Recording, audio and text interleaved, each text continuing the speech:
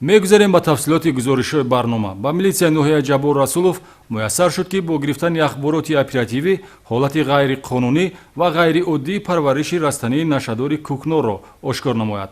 парвариши 28 бех кӯкнор дар гармхона амали ҷиноятиест, ки сокини 57-солаи ҷамоати деҳоти ғулакандози ҳамин ноҳия Муҳаммад Ортиқов содир намудааст. милитсияи ноҳияи Ҷабор Расулов як далели парвариши ғайриқонунии зироатҳои дорои моддаҳои нашадори кишташ манъшудаи кӯкнорро дар шароити гармхонагӣ ошкор намуд.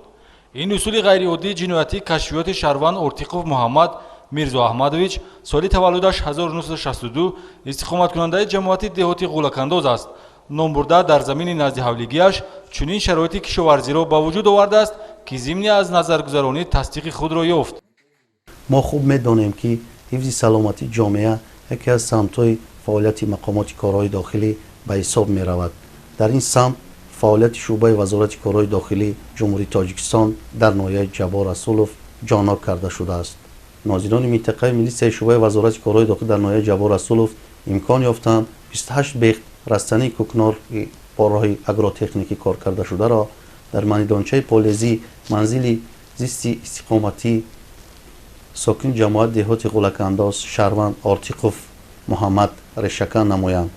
28 бех растании кӯкнор то решакан шудан аз ҷониби кормандони милитсия дар ҳолати хуби нашонамо қарор дошт, ки вазни умумияш 3 кило 224 граммро ташкил медиҳад.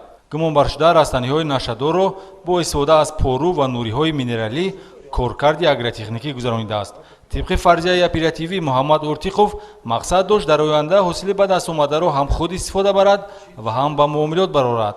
айни ҳол барои кишт ва парвариши растании нашадори кӯкнор нисбати гумонбаршуда дар асоси қисми 2 моддаи 204 кодекси ҷиноятӣ парвандаи ҷиноятӣ оғоз гардидааст, ки таъиноти ҷазо аз рӯи ин меъёр аз 2 то 5 сол пешбинӣ шудааст.